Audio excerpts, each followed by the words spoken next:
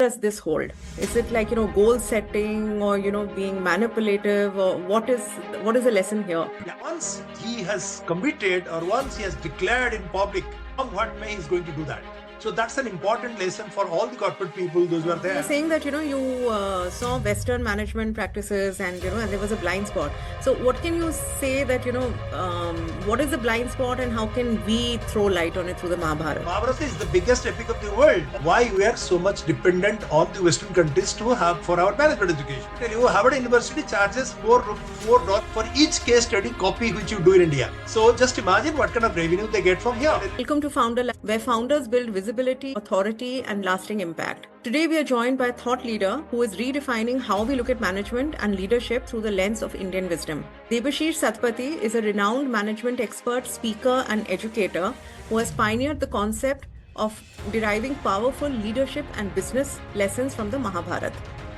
His work beautifully bridges ancient Indian knowledge with modern management practices, making it highly relevant for today's leaders, entrepreneurs, and professionals. His sessions have been delivered at premier institutions like IITs and IIMs, impacting thousands of learners across industries. In today's conversation, we'll explore how a 5,000-year-old epic continues to offer powerful lessons for navigating modern business and life.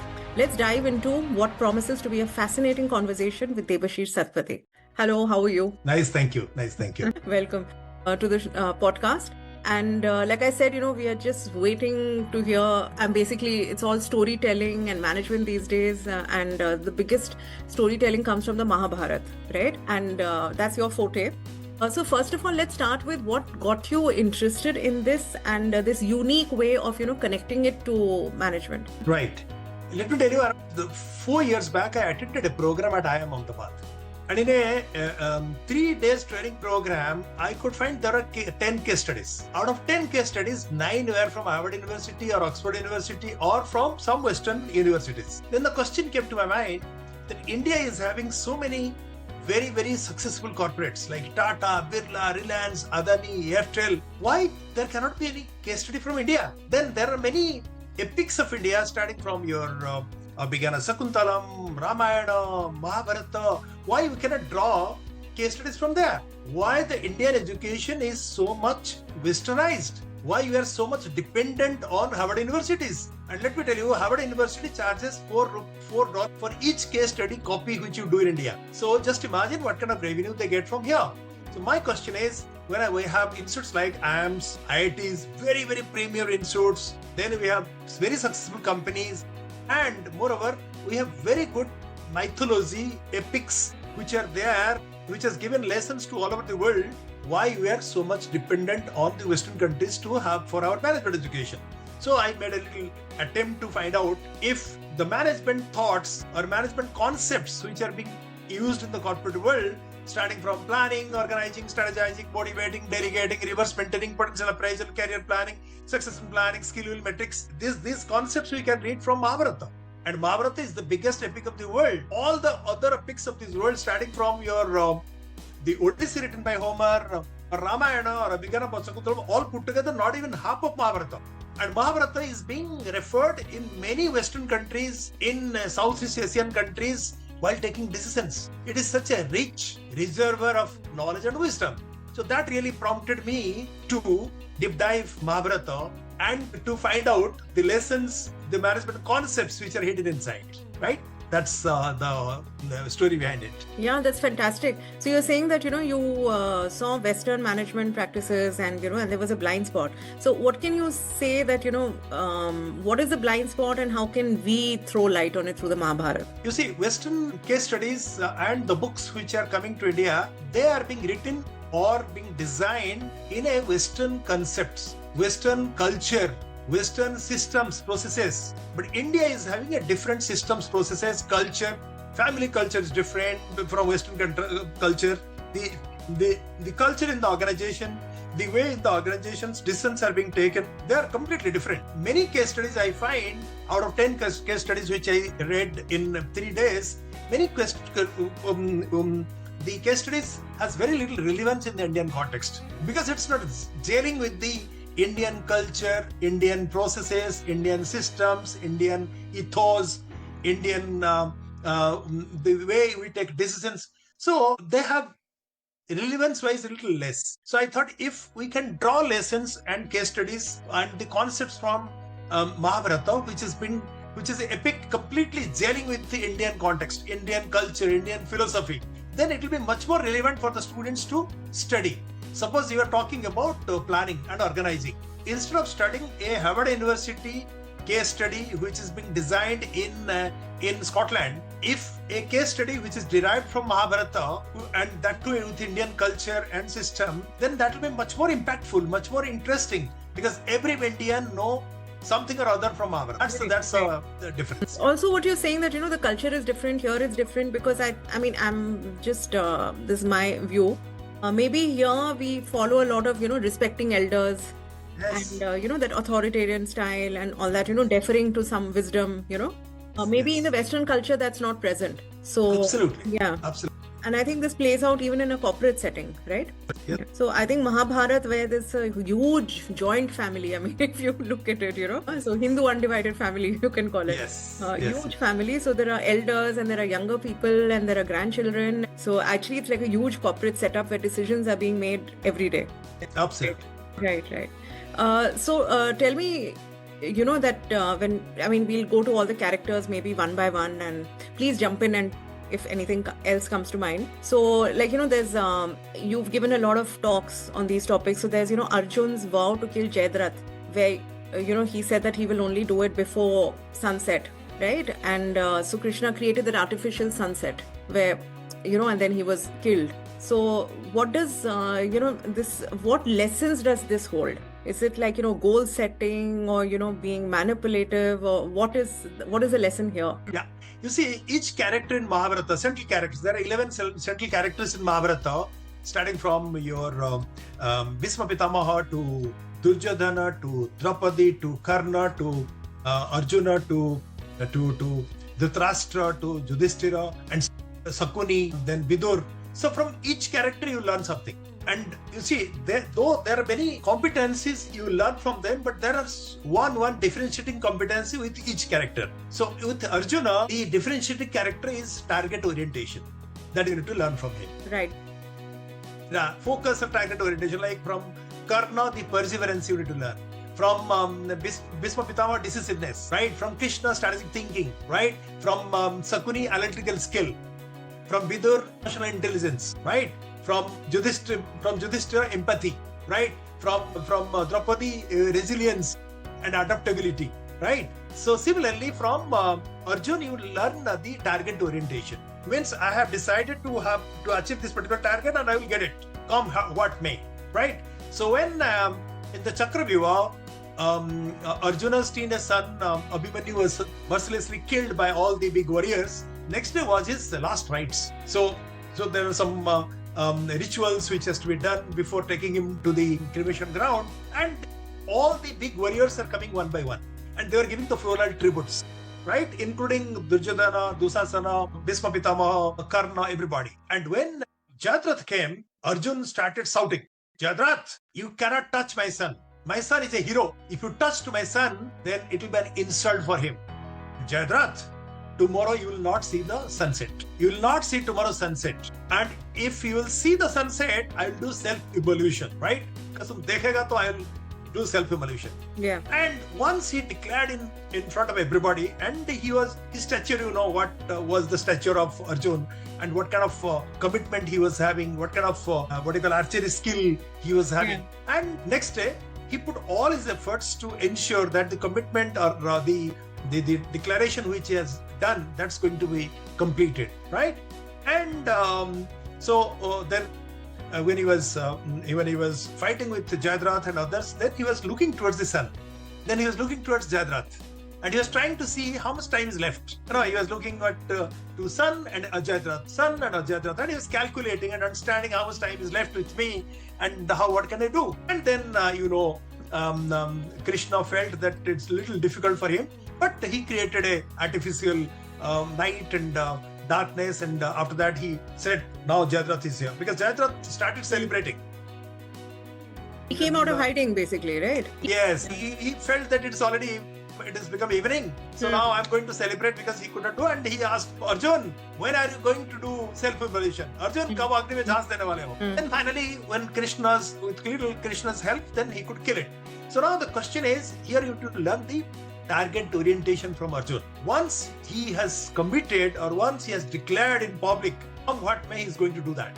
So that's an important lesson for all the corporate people, those who are there, that if you have you upset something in your KRA, like Arjun, please honor that KRA and try to finish execute all the which you have set at the beginning, so that you will be like Arjun in the organization. Yeah, no excuses and you're man of your word, basically. Yes, man of word. Absolutely. So, Krishna we're talking about, and he's the most fascinating god character in the Mahabharata. So we always talk about his strategy and his his skills and his mind, really. So the thing is, he strategizes everything. He's there. So how does a person do that without falling into the trap of micromanagement? So basically, he is letting Arjun take his decisions and everything, but he is there ready to step in if it's required. That's what I can see, right? So perfect. How do you look at Krishna as a strategist? Krishna, you see, luckily, thankfully you have asked me a very relevant question, because this is a subject which is very, very popular in IIMs. When I go to address to them, then they say, sir, you need to take a session on the strategic thinking of Sakuni and Krishna. What are the similarities and differences? That's a very pet subject of IIM students, right?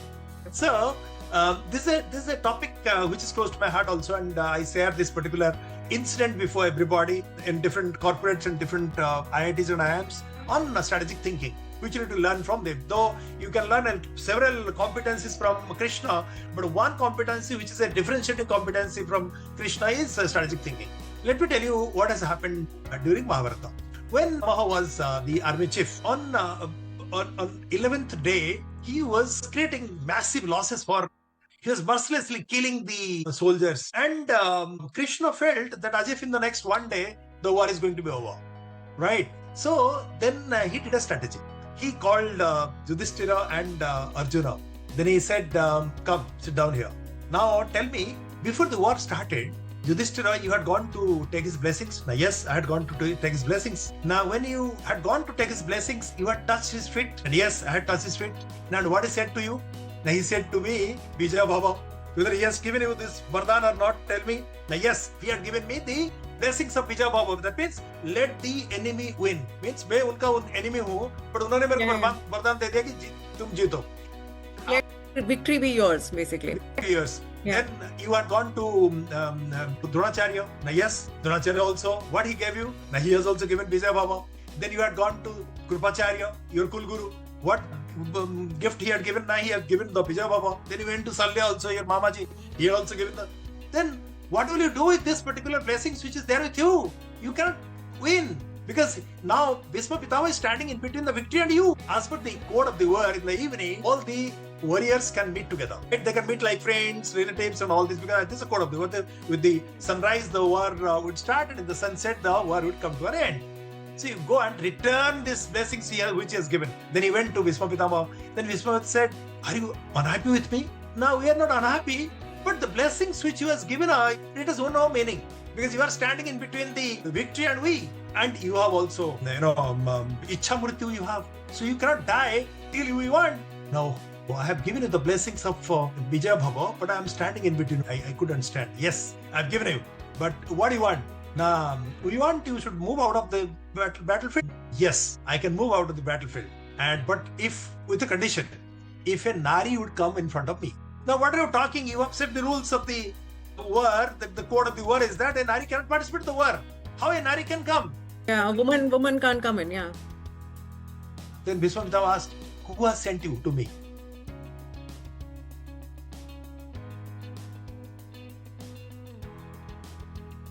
Yeah. Then they went and they said to Krishna. Then Krishna said, yes, we have a warrior whose name is Sikhandi. Right. And in his last birth, he was Amba. And Amba had insulted, Amba was insulted by Bhisma Pitama because she was kidnapped from Swayambara. And she had promised in his last birth, I will take birth after birth after birth, but I will be the reason for your death. Yeah. So now Sikhandi is here, and once you present Sikhandi to in front of him, Bhisma Pitama, he can recognize. Then he will renounce the arms nomination. That's the next day, exactly that has happened. Sikhandi was presented from Arjuna's chariot. The moment Bhisma Pitama saw him, then he renounced his arms nominations, and Arjuna was waiting for this situation, and he started piercing the arrows on him. And Bhisma Pitama went for Sarsaja. So in the process, they could achieve two things. One is eliminating a big warrior from the battlefield. Second, eliminating the army chief. Right. So in the process, they could eliminate him with lots of precision, with little bloodshed. So this is a beautiful strategic thinking, a lesson which you can learn from this particular incident from Krishna. Yeah, like you're basically creating a level playing field for yourself. Yes. Right? Yeah. Because as long as he's Bhishma Pitama's there, you can't, So you're telling him that, please get out of the way, right? And you're also, there's an emotional appeal that, you wanted us to win, so, you should help us. Yes. So that's wonderful. And, another thing I want to say, you're talking about IIM students and, that they like hearing these comparisons. You've also mentioned a lot of these buzzwords that are there today: empathy, emotional quotient, and resilience with Draupadi and all that. These are things which you're saying, it's a 5,000-year-old epic. And today these are buzzwords that are trending, in management circles. These are the things, storytelling, all these things. So again, another fascinating character in the Mahabharata is Karna. Tragic figure, but also great warrior. So he stayed loyal.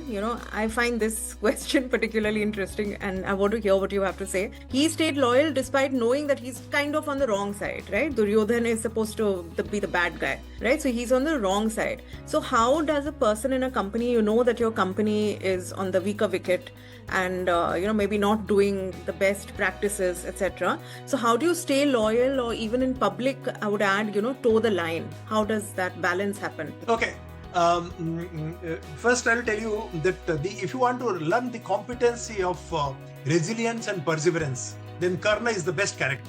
First of all, do you agree that this is what Karna stands for? Yes, Karna stands for resilience and perseverance. And if you ask me who is your favorite character in Mahabharata, then I will say Karna. Yes.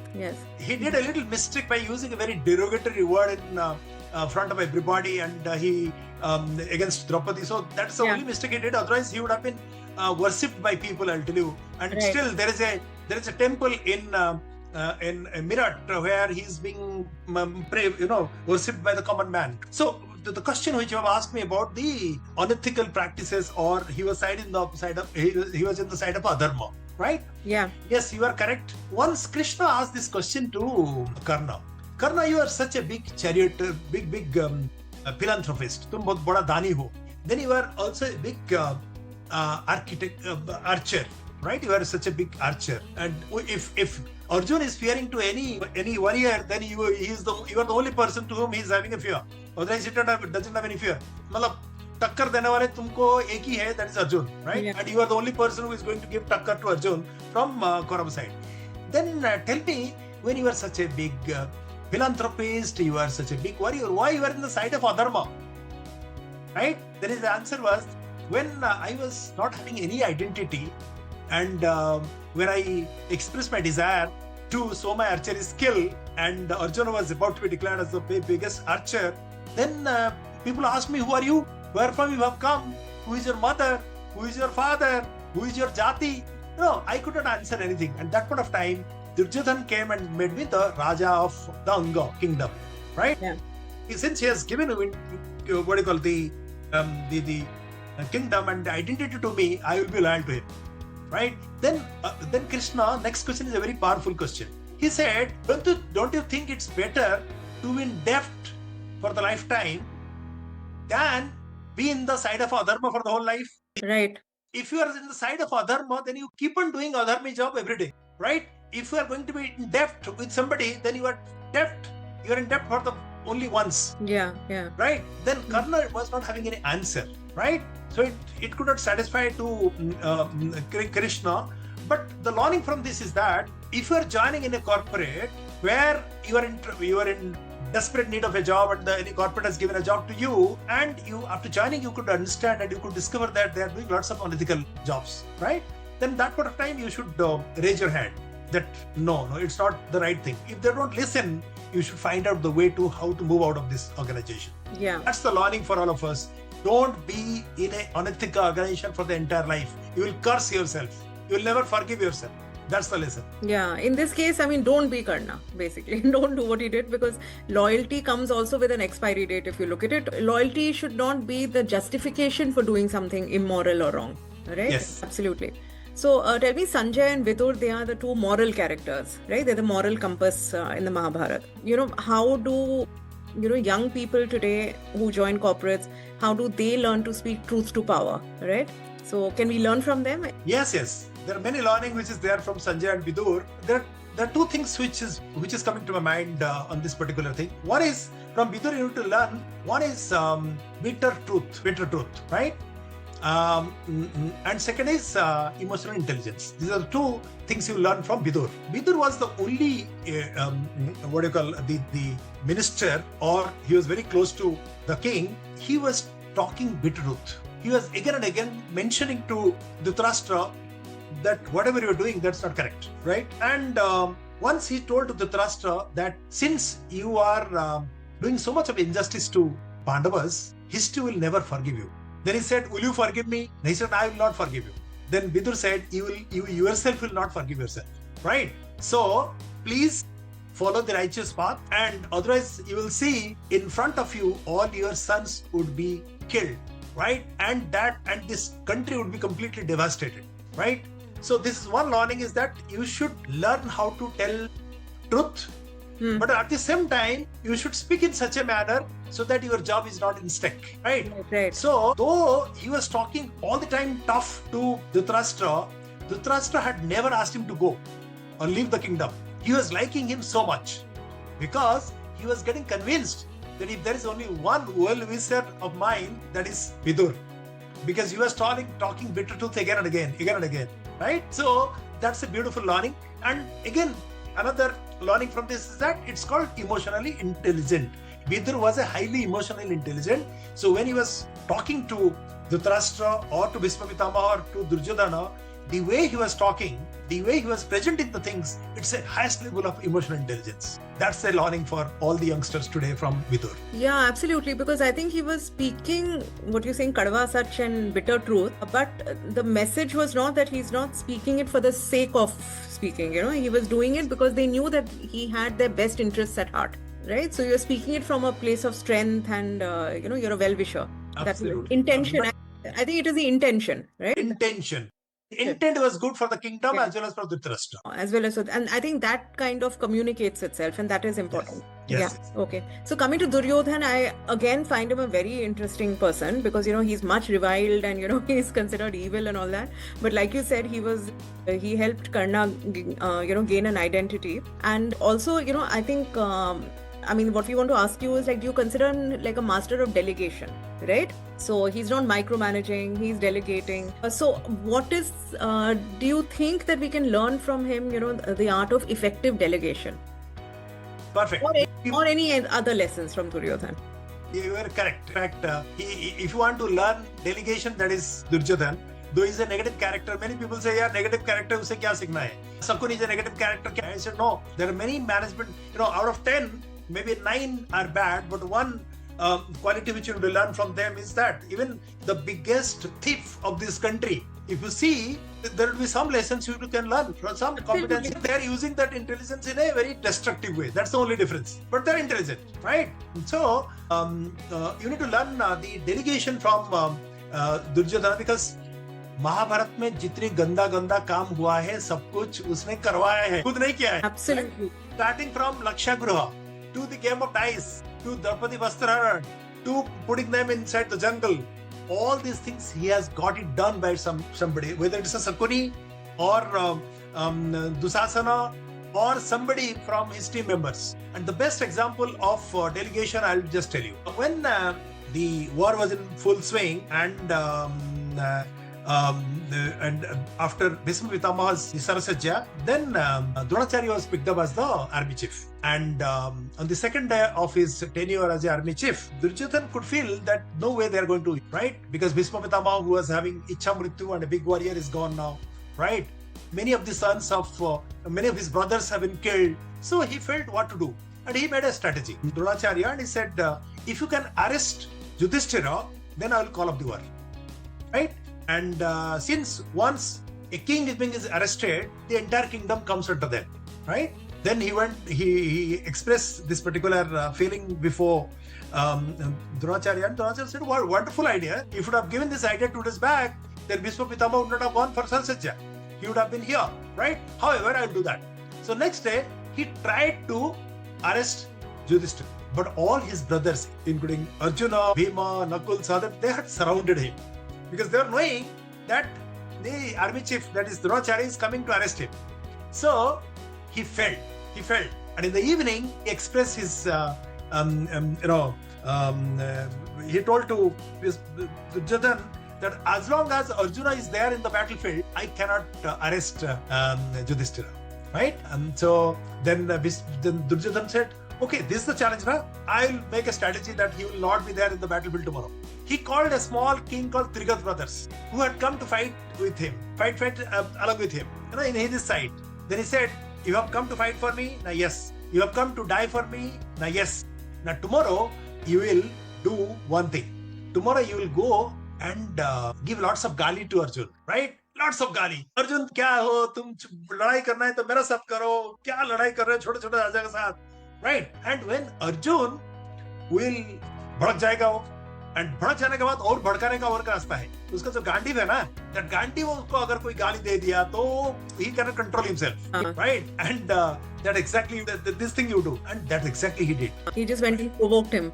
He provoked him. Yeah. And when he provoked him, then he had instructed him, when Arjun would be provoked completely, he will try to kill you.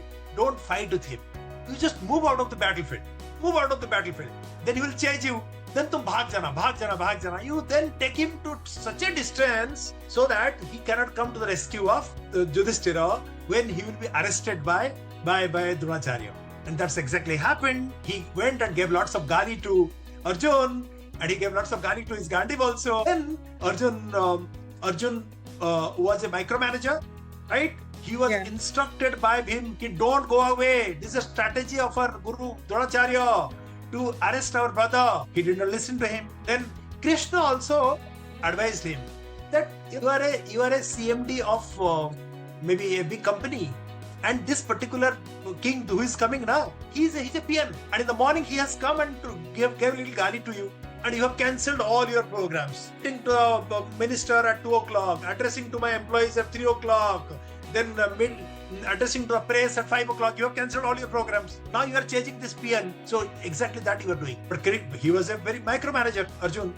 Then he started chasing him, and he was away from the battlefield. When he was away from the battlefield, then Dronacharya formed the Chakra, and the teenage son of Arjun, that is Abhimanyu, he was knowing how to enter, but he was not knowing how to come out. So he entered, and he was mercilessly killed. So here, Arjun could demonstrate that he was a micromanager, whereas Duryodhan could demonstrate before everybody that he is a very good in delegation. Instead of he or Dusasana going to Arjuna and giving lots of gali, he delegated this job to a small king. Go and give lots of gali and keep him away from the battlefield. Right? Yeah, right. No, amazing, because he's just operating behind the scenes. Yes. So basically, Arjun has no way of knowing that, Duryodhan has engineered this. So he can only see what's in front of him, that this small king is coming and abusing him. Right. And Duryodhan knows, probably what I can see is that, his ego is also coming in the way. He understands that Arjun's ego is so big that he won't listen to reason. So that's another thing. So I think basically he knows his enemy very well, and he knows how to work behind the scenes. Yeah, amazing. Yeah, it's so interesting when you look at these things and interpret them. So again, coming back to Krishna, like we're saying, he's strategizing so much, and he could even see through what you're saying, Duryodhan's strategy here, except that Arjun did not listen to him.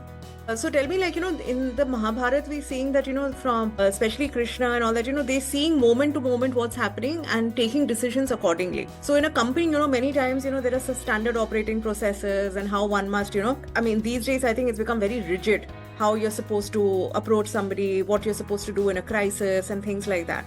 So how important is it when you look at the Mahabharata to, think on your feet, really? You see, there is a standard operating procedure, and organizations should all follow, and that should be a fair business practice. But if you find your enemy is violating this, and you can wait for some time to follow ethical practices. But after a particular point, if you don't violate, then you are going to be in trouble. So that is why there is something called Samadama Danda Veda, right? So if at the beginning you are in a level playing field, you are also doing ethical business. Here what happens, I'll tell you, almost 10 days of the war, they were all following ethical practices. But the moment they killed Abhimanyu in the Chakravyuh. in the Chakravyuh, you see, the code of the war is defined at the beginning by Bhishma Pitamaha. He had called all the big warriors and he had said, Rathi will fight with Rathi, Adhirathi with Adhirathi, right? Then with the sun rise, the war would start. In the sunset, the war would come to an end. Then if anyone is unarmed, nobody is going to attack. If somebody is surrendering, nobody is going to attack, right? And if a medical team is coming to help somebody, nobody is going to attack. So he had defined the rules of the game. But when in the Chakravyuh, all the big warriors put together killed Abhimanyu, who was single, and at one point of time he was unarmed. Then the rule breaking started. Then Krishna said, if they have broken the rule, now we can also break the rules, right? Then he started breaking the rules slowly. And when Karna was fighting his last battle, and as per the curse, the wheel of his chariot entered inside the mud. Parsuram had given him the curse, that's going to happen. And he requested to Arjun, I am unarmed. The wheel of my chariot has entered inside the mud. You cannot fight. You cannot kill me. Then Arjun said, tell me, when my son was alone in the Chakravyuh, all of you killed him. Don't you think you have broken the code of the war? So since you have broken the war, then I am going to kill you now. So Arjun broken that point of time. So he did not break the rules at the beginning. Even there are many occasions when Krishna has also broken the rules, because the breaking of the rules started from the Kaurava side first. So that's the lesson. So you have to basically call out bad behavior, right? And whatever it is, you have to answer them in the same tone, same, Absolutely. So tell me, these days optics are very important, right? Perception, how things are done, and obviously because we are history is also on the side of the victor, right? So that is also in a way optics and perception and how we see the story, right?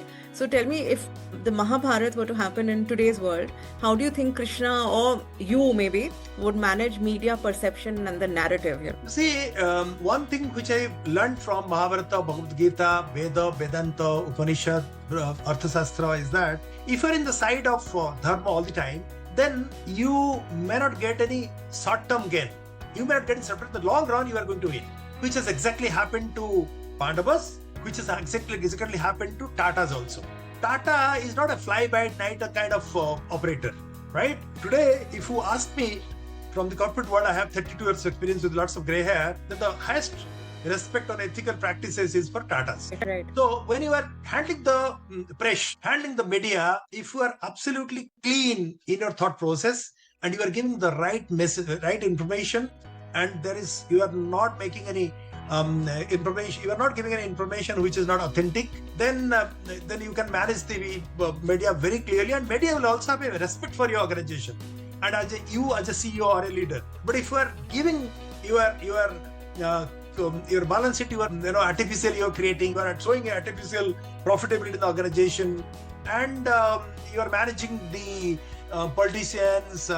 And in the process, you are gaining lots of things. These are all short-term gains, I'll tell you. So, media should be given complete information, which is absolutely black and white, and ethical and clear information. Right. So, basically what you're saying is that it's authenticity, right? Yes. And I think even in the Mahabharata, it's the message which has come through, like who's good, who's bad. And ultimately, that's how we judge the Mahabharata as well, right? Who's on the side of good and who's on the side of, the positive and the negative in the war. So I think what you're saying is that basically we're in it for the long haul, and reputation is not made in a day. Yeah. Truth prevails. Yes, absolutely. So tell me, we've discussed all this, and you speak to a lot of young professionals in IIMs, IITs, and other management institutes. So tell me, if a young professional starting out wants to apply Mahabharata in their corporate journey, what are the 3 lessons or some lessons that they can draw from it? Okay, to make it much more simple and easy to understand is that they need to follow the differentiating competencies of all the central characters, right? Starting from the Karna. They need to understand, they need to learn the perseverance, as a competency, जिसको बोलते हैं ना, they will learn. Karna को जितनी मार पड़ी है entire life में, शायद हम सबको 1% भी मार नहीं पड़ी होगी. Whether permits or not, I will take 2 minutes to explain. We have time. When Karna was born, his mother Kunti washed him away in the river. Yeah. Then he was picked up by Adhiratha, who was a charioteer, and he was there in the jungle. So just imagine, Karna, his father was sun god, mother is a Kshatriyani, but he was brought up by a charioteer inside the jungle, right? Then he expressed his interest to learn the archery skill. He went to Dronacharya. Dronacharya said, "What is your caste? I don't teach to non-Kshatriyas. Get lost." But he did not give up. He went to Parsurama and he told a lie to him. And he said, "I am a Brahmin." And Parsurama taught the entire archery skill, and he was given the Bastra also, which can really kill everybody. Then when he learned that he's not a Brahmin, then he gave a curse to him, that when you will be needing this particular astra, maximum, you will forget. It cannot of any use to you. Still, Karna did not give up. Then, after the training of the Pandavas and Kauravas was over, there was a show of strength that what they have learned. So Bhim tried to present his Gada. Then Arjun could mesmerize everybody through his archery skill. Then Arjun was about to be declared as the biggest archer. Then Karna entered. He said, "Without giving you the opportunity, how you can declare him as the biggest archer?" Then Dronacharya asked him, "Who are you? What is your caste? Who is your father? Who is your mother? Where from you have come?" And the biggest trauma he had when his mother Kunti was present. Kunti could recognize him from his kavach and kundal. "Ye mera beta hai." Yeah, even then. And It's so ironical. So when the mother is not able to is not recognizing you, then the biggest trauma. But Karna did not give up, right? After that, just see how things are happening. Then there was a swayamvar of, and from different parts of the country, the kings had come, and he was also king of Anga. Then he was given a particular task, that looking towards the reflection of the fish, you have to shoot the eye, and he was given the opportunity to do that. He completed that particular job, but Draupadi refused to marry. Just imagine, लड़का जाएगा लड़की के घर में बारात लेके, लड़की मना कर देगी मेरे को तुम शादी नहीं करना है. So कितने humiliation अब के साथ. So still Karna did not give up. Just see how things are happening. Then the war started. When the war started, Duryodhana went with his folding hand to Bhisma Pitamaha, that please give my friend Karna the permission to participate in the war. Then Bhisma Pitamaha said, "Any man who doesn't know how to respect to a man is not going to fight under my flag." He has used a very derogatory word against my Putra Badhu in the Rajya Sabha. As long as I am the army chief, he will not be permitted. Just imagine, you are a product of IIT, then you have done your IIM MBA, and a company has hired you, and they will not give you any job. Yeah. Every month, at the end of the month, you will get a paycheck. What will happen to you? You will be absolutely depressed. You may not stay there for a month or so. That's exactly happened to him. Then after that, what happened? He had gone inside the jungle to do hunting, and by mistake he killed a cow. Then the owner of the cow came and he said, "ये गाय को मार दिया. देखो उसका बछड़ा घूम रहा है उसके चारों तरफ से. Can you give jiddan to him? Can you give life to the cow?" "No, I cannot give." Now then, the chariot which you are using to do the hunting, and in the process you have killed my cow, that chariot is going to give you trouble when you will be fighting your last battle. And that's exactly happened to him also. Yeah. And at the end, in between, I forgot one thing. When Karna was emerging as the biggest warrior, then the father of Arjun, that is Indra Dev had a kuch hota hai, heart attack aa gaya unko. So he came down in disguise as a Brahmin, and he said, Brahmin, and he was knowing that in the morning after taking his bath, when he prays to his father sun god, that's the best time. Anything you ask him, he will give it. And he chose in that particular time. And Indradev came in disguise of a Brahmin, and he said, "I have come to ask you something." He said, "You tell me what you want." "I have come to take your kabajat, give me your kabajat kundal. And now I can recognize you. You are not Brahmin. You are Indradev. But once I have committed means I will give." In a very unethical way. Just imagine from the beginning to the end how much trauma Karna has undergone. So our children need to learn the the perseverance, right? Adaptability and perseverance from him. So that's an important. ऐसा रोना नहीं चाहिए कि 12th हो गया, अब जाके IIT में एडमिशन करते ही वहाँ पे एसी नहीं है, मम्मी एसी नहीं है, मैं कैसे सोऊंगा रात को, मम्मी यहाँ पे तो खाना ठीक नहीं है, इसमें चावल में पत्थर आ रहा है, कंकड़. So these are the things we need to learn from Karna, the perseverance, as a competency. The resilience, no? Perseverance, resilience. Perseverance. You know, when you're telling me, I'm realizing he has so much self-worth. It doesn't matter what the world tells him. He knows that he is worthy. That's why he keeps fighting. Even though so is one character you need to learn from him. Yeah. Second character you need to learn is the Arjuna, which I mentioned to you, the target orientation. If the students have decided that मेरे को admission due मिला और मेरे को IAS बनना है और मेरे को I need to click the CAT score, a good score, so that I get admission in my IIM. So they should be completely focused. So that's some learning from Arjuna. Then if you talk of Dronacharya. Dronacharya was a symbol of talent identification and grooming. Right. Talent identification and grooming. He was grooming the Pandavas and Kauravas in such a wonderful way. He's a mentor, and in his name there is a award by every year Government of India is giving. That is Dronacharya Award. Yeah. And in the name of Arjun also there is an award. Yeah. Arjun has moved out of his comfort zone again and again. What is target orientation? At the same time, you need to learn also the power of moving out of comfort zone. Just imagine, Arjun was a king, right? And when he could show his the archery skill, he was expecting that I will be the army chief of Pandavas. But what happened to him? His brother lost him in the game of dice. Yes.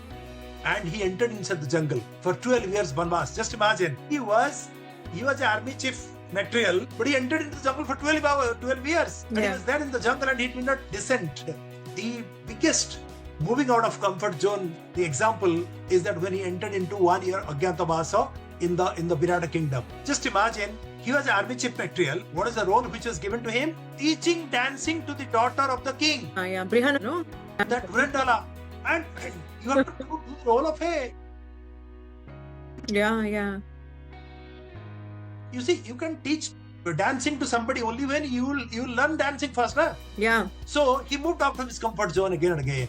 And finally, he did such a wonderful job for 1 year that nobody could recognize that he is Arjun. Yeah, the warrior. So that is imagine a warrior having the grace to teach dance, not just dance, but teaching dance. So that's a beautiful lesson we need to learn from Arjun also. Moving out of comfort zone, right? And from Draupadi also, the adaptability. She was a queen, daughter of a king. Then she married to a king. That is Arjun. Then she was dreaming that I'll be in a palatial house. Yeah. And what happened? Her husband lost him in the game of dice. And she also entered inside the Banvas for 12 years. In the Virat kingdom, she was the servant to the queen. Just imagine that she was a queen having so many servants with her. Now she took the role of a servant. And nobody could recognize her that she's Draupadi. Yeah, amazing. Yeah, really. So that's a beautiful example of adaptability. And that's the reason why when there is a child born at family, we give the name of Arjuna or Drona or Draupadi. Even today, the president of India's name is Draupadi, and we take this name with highest respect and salute to the president of India. So that's a beautiful, competency to learn from Draupadi also. Yeah, beautiful. It's what they say, no? That tough times don't last, tough people do. Yes. So this is resilience and emotional intelligence and so many things. I'm sure, there's so much more that we can talk, I'm sure we can talk for hours and hours on Mahabharata. So thank you so much for just a sneak peek into this and some lessons we can learn. And I hope we can do this again sometime. Yes. Yeah. Thank you. Thank you for coming on this podcast. Thank you very much.